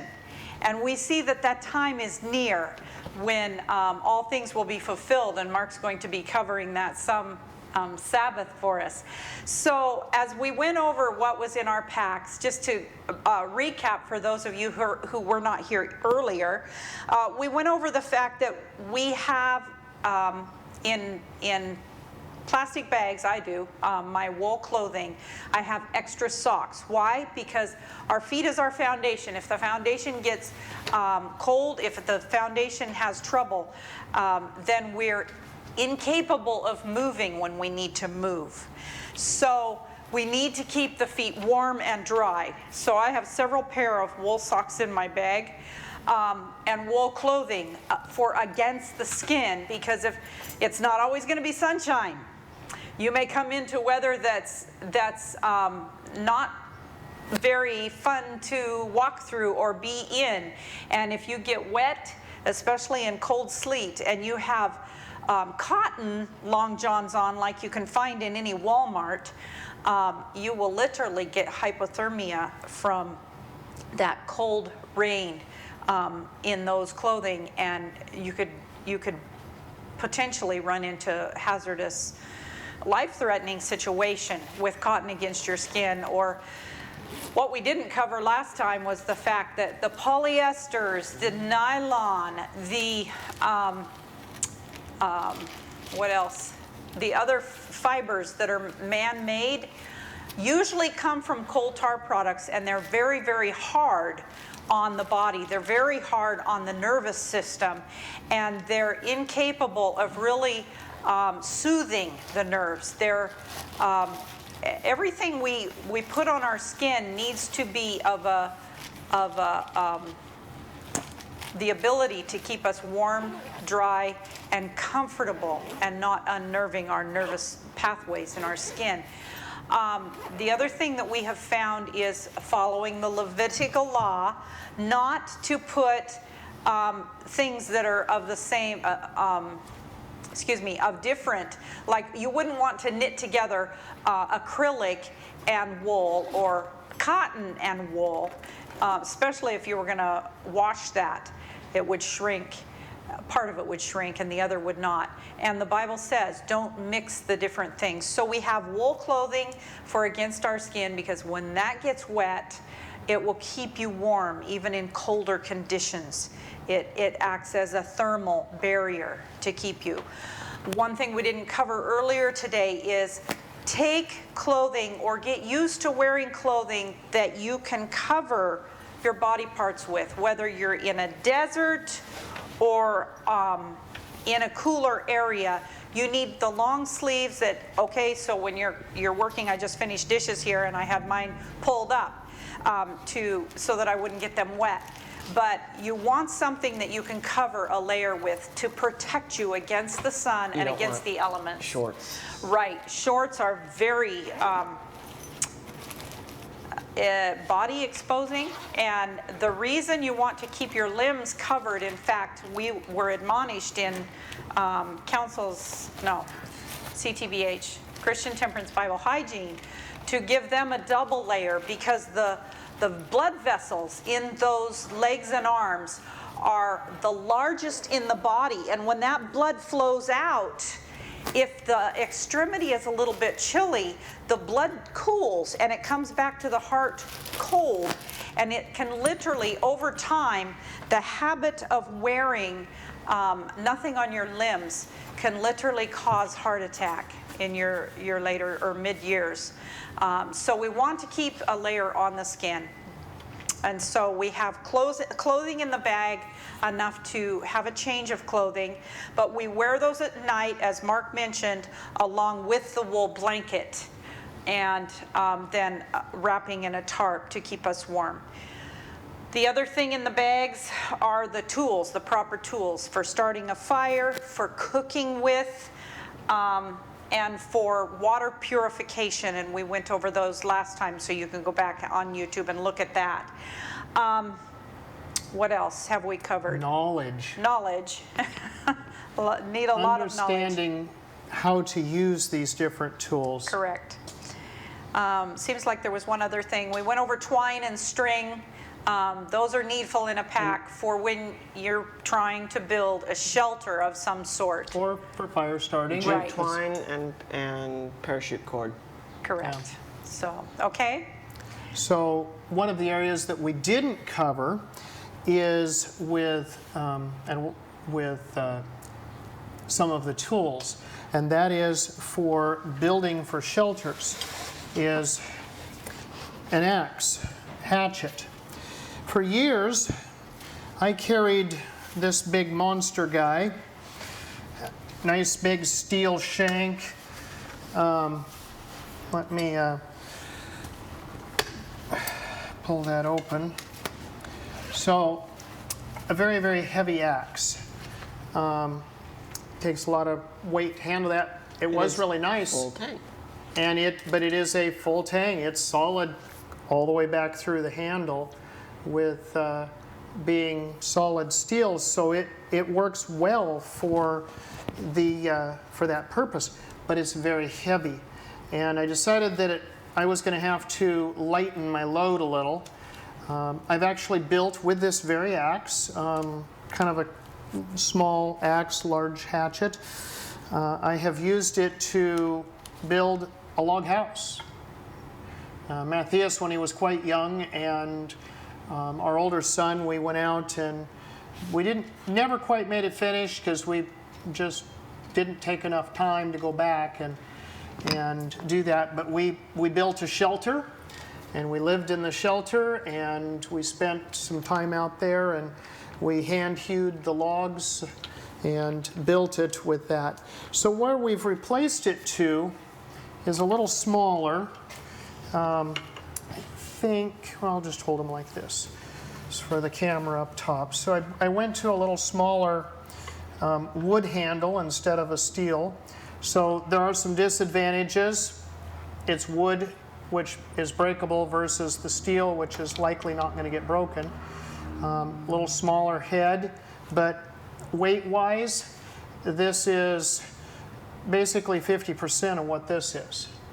And it still has almost as long of a handle to give me a little ability to be able to swing it. Matthias has one as well. And there you go, you got yours out there where it can be seen. So For the top camera. for the view of the These are German-made axe. German handmade. We have found that Taiwan China cheap junk doesn't hold up. And that's the thing that you have to learn to do when it comes to your tools, is you test and you try them.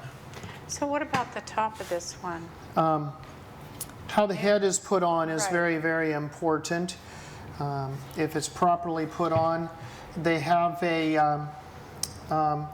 literally split the wood, they drive a wood wedge in, and then they put in a steel wedge. This happens to be a circular one that they've put in here to this top of this to hold it on, so this head stays good and solid. A little secret, if the head gets a little loose, you can always put it in some water for a while and get Soak the wood. soak the wood, and the wood will swell, and especially out west, that was something we had to do a lot with the low humidities. They would do that. We'd have to soak the handles. dry to keep out. them. They'd dry out because of the low humidities. We're going to talk a lot about tool sharpening at a later point, but I did want to mention lots of different methods. For an axe, you need a file. You can use a stone. Now, if I were to go buy that file, would I be looking for a horse file or a wood file? What type of file? What is that called when you're looking for a file, honey? Well, it's not a rasp. A rasp is designed for the horse. wood Oh, for or wood. for horses' hooves. Okay. We're looking for a file that's specifically designed to file steel. Okay. And smaller. Matt runs a little smaller file than I do. That's one place he decided to cut a little weight, and I didn't. And we'll go over the specifics of sharpening later. But And what about mine? Can you tell them So- something about mine? Melanie's got a cute little one here. Very, very lightweight in comparison to what we're carrying. That's one area she's a little less with weight. It is a solid steel shank covered with actually 550 paracord. So in an emergency, you could undo the cord and take it off here to use for shelter building, although it would make your handle a little uncomfortable to It would. use. But if you have a glove on, which but I carry, You'd have it's a glove. not too bad. A lot flimsier. This is in Walmart Ozark. True. It doesn't have the weight behind it to help give you that thrust to get it through. It'll work. This would work for making Little limbs. little I've done limbs, little for limbs making with it. firewood. I have something to share with that. Okay. So I was doing teaching survival practical skills and whatnot about a month ago for youth meetings for youth. And on Sunday, I did shelter building, which we will be doing here. But the goal of that was everyone made their own shelter. So I showed them what to do first, and then they had to have their shelter done by 7 o'clock that evening, which is plenty of time. That's like almost Should 8 take It's take like about 8 3 to 4 hours. hours, and you gave them 8. Yeah. So it was interesting though with the different ones there. I had some. They had some of those multi toolkits. They were trying to borrow tools from others, and I was trying to get the lesson across to them that if you were out in the woods by yourself and you have what you have, you make do. Those two people that were doing that, it took them right up until Quitting time. basically Yeah, it the was right limit. at- They barely squeaked in at the end, getting their shelter finished. Out of what? The combined tool, the Yeah, out of their multi-tool kit and multi-tool whatnot. kit. Okay. Then I had some others that were just, they had some good tools and whatnot. And then one especially, she finished her, she was 12. One thing that impressed me was she was wearing a dress, which some of the other kids were mocking her for while she was out there. Dress. She was only out there about 3.5 hours. She had her shelter built that fit her size, just like everybody else was supposed to do. That evening, I asked everybody what tools they had. That girl that had that built that, she was the quickest one that got it done. She had a Ozark Trail, $15 Walmart knife, very similar. The Same concept as same that little concept with hatchet. the handle, and your little orange striker that you that everyone saw at the last meeting. I think it's still In your And pocket. Whoops. I thought that was a good illustration that you can make do with whatever you have. This little thing? Yeah, that and a little knife. It was like a 5-inch blade sheath knife. And she built a was done in shelter. 3 Yeah. hours. 3 and hours. she did it faster than anybody Faster else. than anybody else that had some better tools, some Not. supposedly Okay. better, some that were not as good. How were they for ages compared to her age at 12? So the ones specifically that had the shelter that they barely made it in on, they were, I think, 11 and 13, and they were working together So on there. two boys Two boys working together. with 2 shovels, 2 axes, and 2 knives. Of those multi-tool kits. that we're saying don't waste your money Yes.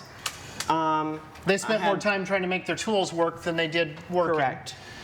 But the point with that is, if you only have a knife, don't be hauling in big logs that you're trying to cut with your knife or what you have.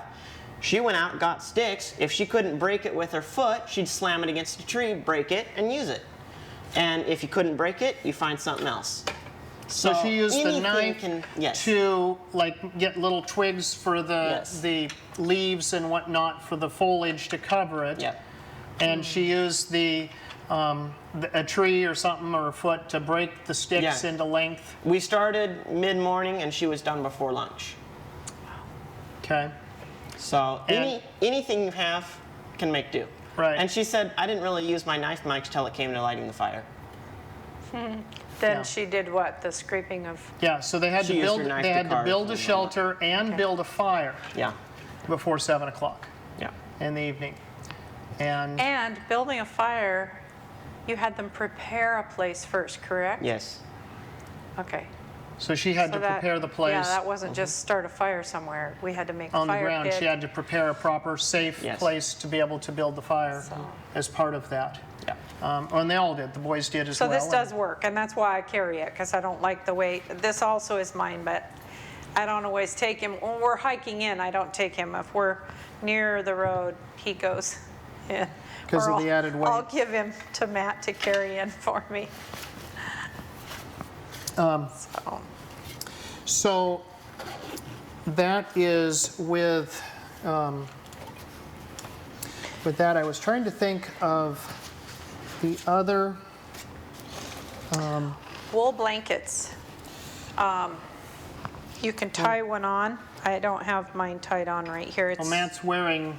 Yeah. his. wearing We Got it should. strapped on the bottom. Wool blankets are the best. They're light, and yet it is.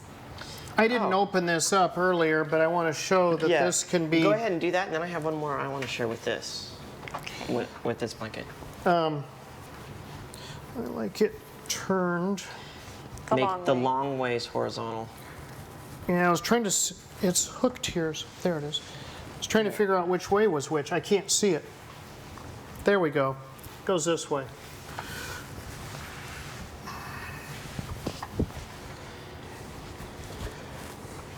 So, lots of blanket to wrap up in. Most nights you can spend warm this way, unless you're in a colder environment, and then you're going to have to depend on fire as well to keep you warm through the night, or have a good shelter that you have heated. And when you gather things for your shelter, like I know of some people out west, when they go in the snow season, they'll dig down with their tool that we were shown last time, The shovel. the shovel.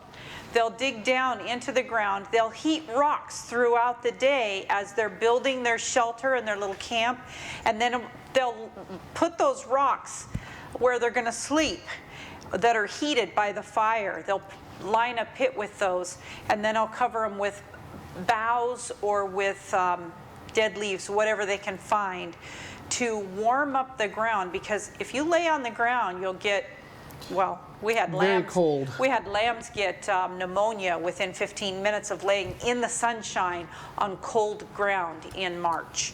So you want to think about making sure that you're not going to get hypothermia.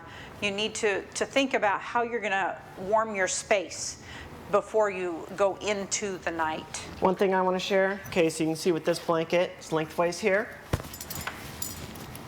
You can fold them in half like this, and now I'm going to go to this edge. Now it's doubled. Now it's doubled, but there's a key thing with that. So I don't poke myself. Okay, so now it's doubly thick on me, but what I've done with that is it does not hang as low. If I can get that on. Okay, there we go. Now you're safer around the fire. Yeah, so now I'm safer around the fire. It doesn't hang as low. It's not going to keep me warm all the way down. And if I'm like dragging brush, this will make it easier, but yet I'm still keeping a lot of my heat in rather than having it, you know, you have it this way when you're doing a lot of work, and then take that off and switch it to long ways. So that when Which is more in the way. when it becomes evening and it's time that you need hangs down. more warmth. Right.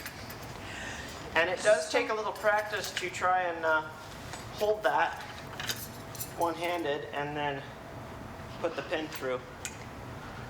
It's kind of annoying the first few times you do it. So this is a really good way. So don't think that, you know, I'm not going to carry this blanket through the heat of the day. It could be a lifesaver for. It would be a lifesaver for you in the Yeah. evening hours and on colder days. Yeah. It's amazing how much it will help like this.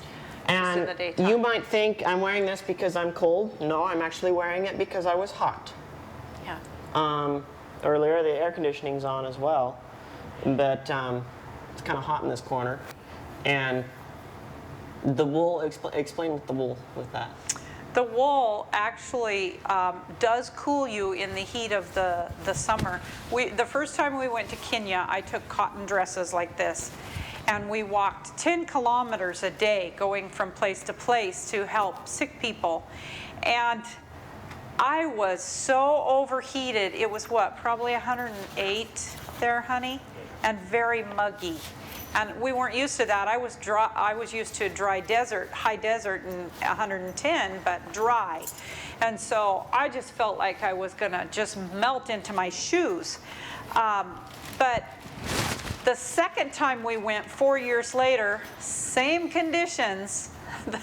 The weather hadn't changed over there at all, but I had taken wool, my light wool dresses that I showed, actually one of the ones that's in my pack here that I showed at the last meeting, and wore that. And even though it was black and we walked a lot in the sun, it somehow kept me cool. And if you think about the Turks, they used to ride their Arabian horses, and they had wool underneath and then these wool capes over the top, and they do that in the desert, and it's to preserve their sweat. It keeps their sweat in, and then uses it as a kind of a swamp cooler effect with this, instead of just allowing it to all leave your body. And if so wool is powerful.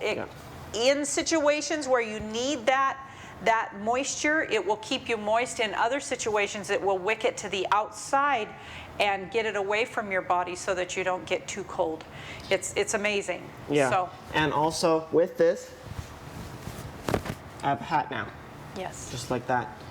And to a certain extent, this will keep you dry from the rain, like when it was raining super hard yesterday. Yeah.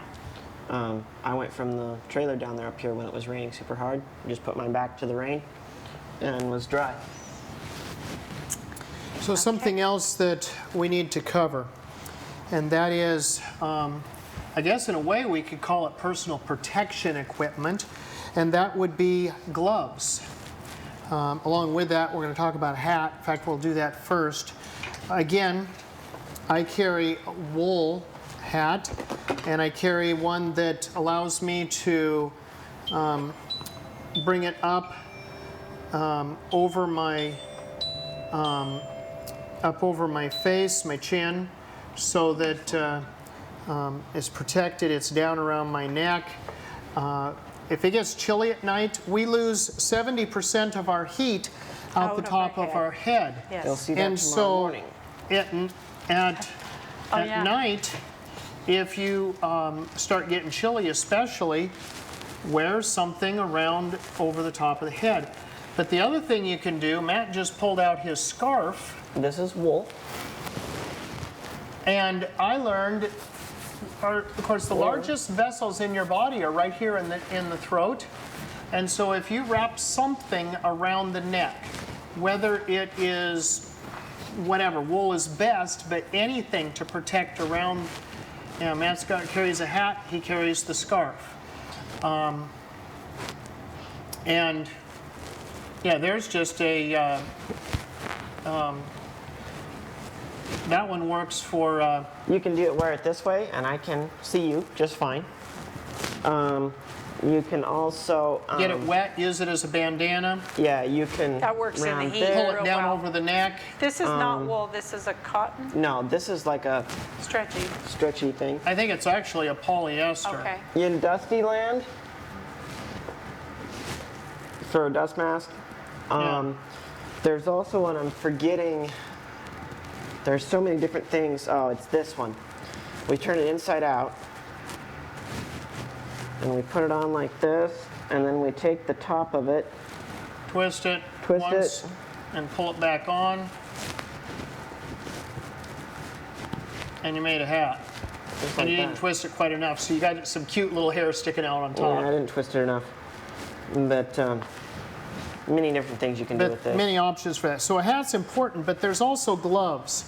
We have, well, let's start with, I have wool gloves that I carry in my pack. I actually have 2 pair of wool gloves. And if you want to know where we get a lot of this, it's at Army surplus stores.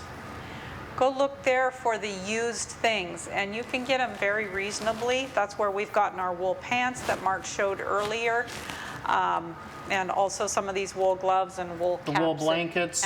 And hats and whatnot. Sometimes can come from those places. Yeah. In leather- fact, we found a zippered wool blanket like this that was zippered. It's like a mummy bag, and we use that for fever treatments at home. That's really nice because then you can stir the water, let some out, and it doesn't plug the drain. And so we've really appreciated that, picking that one up that has a zipper on it. So when it comes to regular gloves, we want to use leather gloves. I think those are my gloves. Those are your gloves? Just give me a minute, but I gotta hunt you got my gloves. Did I steal your gloves? I don't know. I could Let's see. have. Anyway, the gloves. So with the gloves, leather is best. You do not want, wool to help keep you warm, but you want leather gloves so that you can actually have something that protects. When you're working over the fire, or with your little cook kits that we showed you earlier, to pull them off of the fire, Yeah. these are invaluable. Yeah. They're very good. You have my gloves. Okay. I think it was the last camp. I think the last meetings I ended up with yours. So yeah, we can use the leather gloves to be an insulator to keep from getting burnt. I have Matt's got these gloves insulated are leather insulated. gloves. So I don't have the same cook pot, but I'll just hold on to the cook pot and eat. Yeah, you've got side handles on yours. After that pot's been in the fire, it can get pretty hot. Then you Just sit there and use your spoon and when it comes to silverware, we've got, since I got this out, I got a spoon fork and little knife, Serrated. little serrated knife. Reality, a spoon is all you need, but the knife, I had that kit, I used it. By the way, we should show this little guy. We didn't do that earlier. So this is just a little handle. They come in different designs, but if you've ever tried to reach in there and grab a cook pot, even with gloves on, it can get very, very hot on the fingers to hold that. This one has a handle up top, but guaranteed when you set this in the fire, the handle doesn't stay up, it always falls down. So then you got to get it up, and it's hot, so now you're using gloves to try to do that. So what we do is we have this little device. I can flip that up, I can hook my lid, take my lid off, grab my cook pot with the side of that. It lets it flop a little bit, but it holds it. And this was not near the fire, so this is nice and cool. I can reach in there with this, grab it, get my kettle out without having to overheat my hand and end up with roasted fingers for lunch as well as whatever I found to cook. So one of the things we would encourage you to do, and we actually didn't make time in this series of meetings, but learn wild edibles and your wild medicinals. And some of them overlap. Some you can eat as a pot herb, which are also very, very helpful for healing. Like the plantain. You can pick plantain, and here in Tennessee it grows extremely large instead of small like it does up in the desert land where we're from. But you can take that plantain and you can eat those leaves as a pot herb like you would spinach, or you can take it and put it in If you've been on a comfrey. a bad diet and you eat plantain though, it'll cleanse things out and it will. clean you out until your things are. Yeah, we've seen people do that, haven't Yes, we? it is very cleansing if you don't Not have a used good to it. diet. So If you have a good diet, you're okay. in some of the wild edible books you'll find, they'll say, pour off the first water and do another exchange of water to finish the cooking, or pour off 2 exchanges of water. And I'm glad he's mentioned that, because that's what you would have to do with plantain if you've been on the standard American diet, SAD diet. So learn your plants. There are some that can be eaten raw or cooked, but there's a lot of things at our feet or on the trees that are available for us to eat, and very helpful, very medicinal, very full of nutrients that we're missing in our diet when we go to the grocery store all the time. So learn your plants and learn how to use them, and we like to go, these boys have oatmeal in their bags, but I like to go out with no food and just learn what's at the feet to I eat. like my food. But Matt likes his You like your food? Yeah, me groceries. too. Yeah, wild edibles don't taste like lasagna, do they? No. So But they keep you learning to get Yes. used to it. Yes, If you don't test it now, you're not going to do so well correct. at a later point. So some of these things, like the plantain, you can use on your skin to help get infection out before it closes up a wound. You can use it with a comfrey salve that helps the wound stay open until all infection is out. So yeah, there are many, many edibles out there. So learn your plants. Okay, life bivvies. Something that I have in my pack, I'm not convinced, I recently learned about this. It's called a life bivvy. It's kind of built like a sleeping bag slash It's an emergency blanket, connected up as a like a sleeping bag. It's an bag. emergency blanket that's kind of sealed up. Do I need to get They mine say out? that I don't no, need to get mine they say they're multiple use. Maybe a few nights if you were out for an emergency situation. They are relatively inexpensive.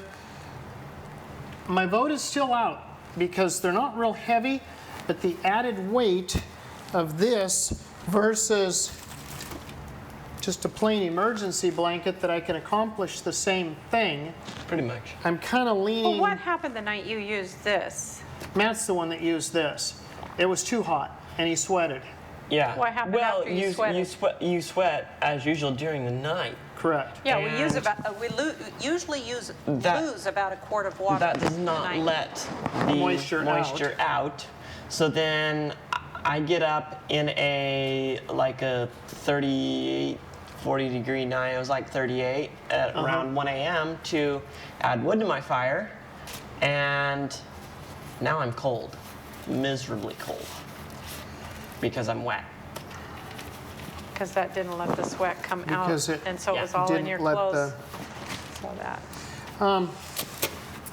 We're going to talk more about fire starting, but there's one of the things Melanie kind of mentioned earlier.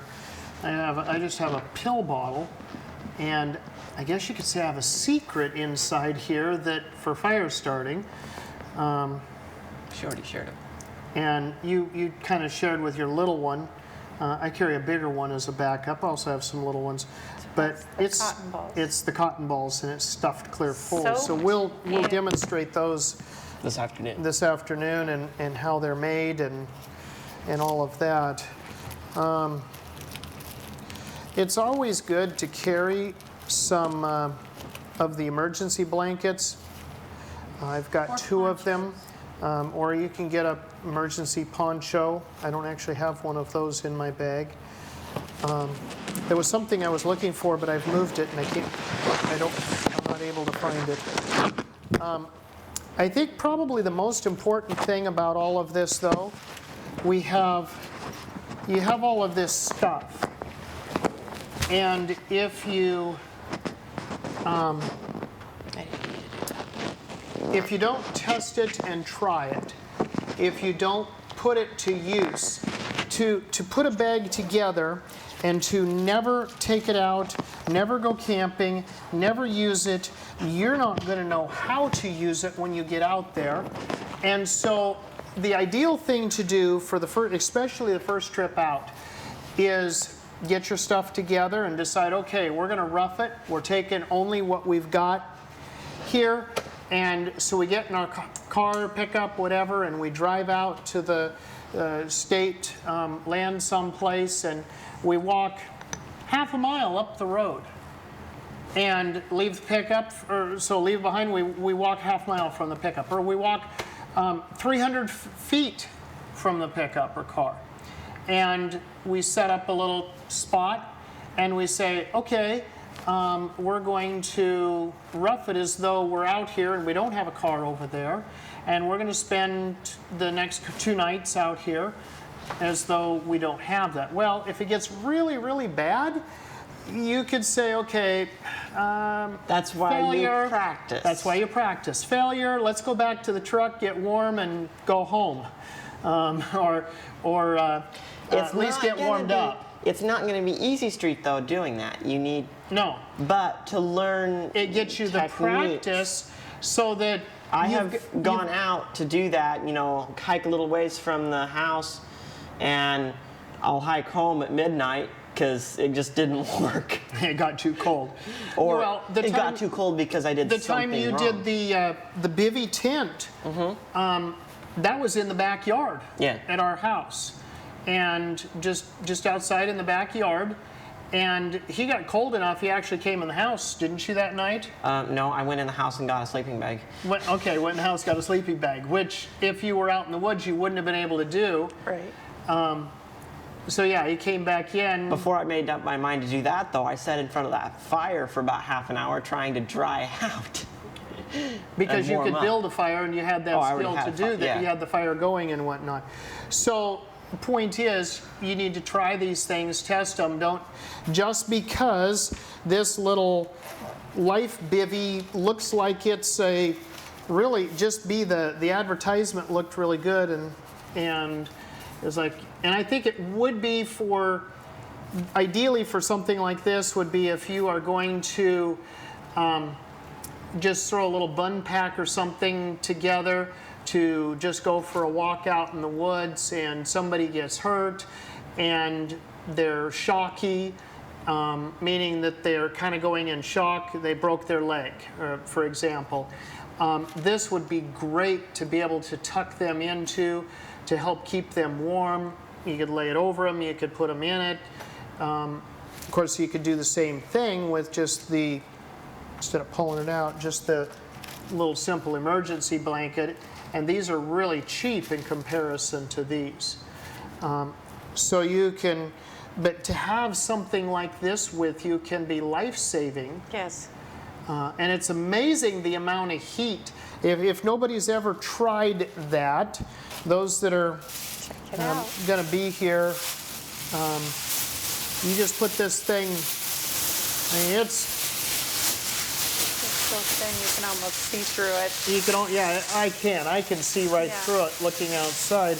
But if I put this thing around me, just like I did with the blanket, even if I'm using it to walk with, it is amazing how quick You get warm. you feel the heat from this. Yeah. Your body heat is reflected back. It'll reflect, I believe it's like 95% of your heat We'll be talking about that. is what? We'll be talking about that tomorrow morning. Yeah, on we the are. We're going to infrared. talk about that. We're going to do some demonstrations with how to avoid some Infrared. of the heat seeking things. So this is a very inexpensive, safe thing. Would I want to take it to sleep in? No. That's why I have a wool blanket, is because it is so much more comfortable to sleep in a wool blanket and so much more practical. Would I use this if it's all I had? Yeah, definitely, no doubt about it. And it is something that we carry with us. The other thing that we didn't talk much about is the, mine's gotten tangled up, I'm gonna have to recoil it here. 550 cord, parachute cord, nylon cordage, there's lots of different names for it.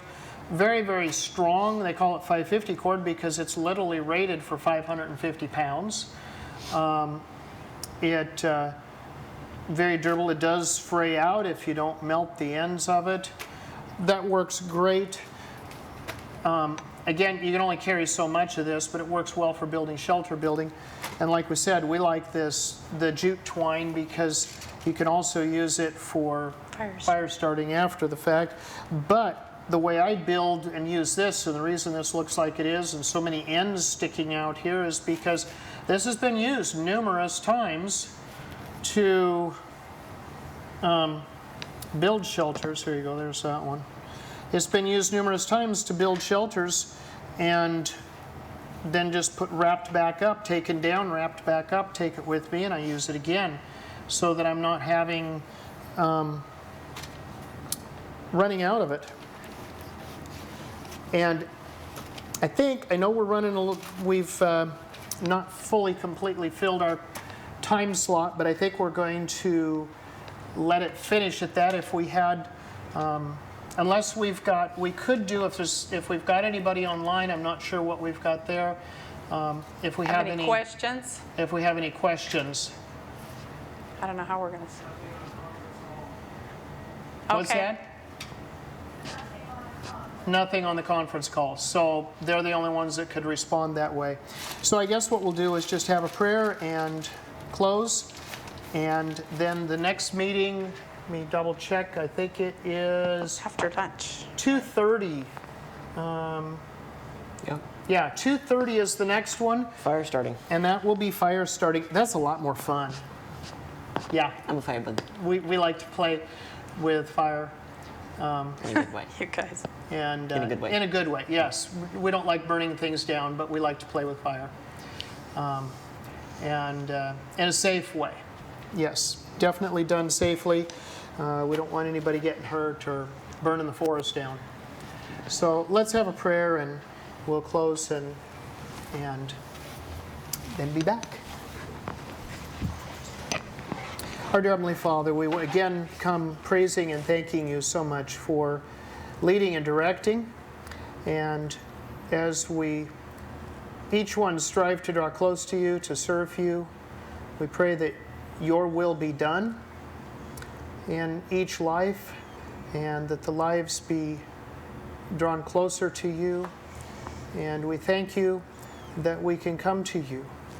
Please be our help and direct us in a right way. In Jesus' name, amen.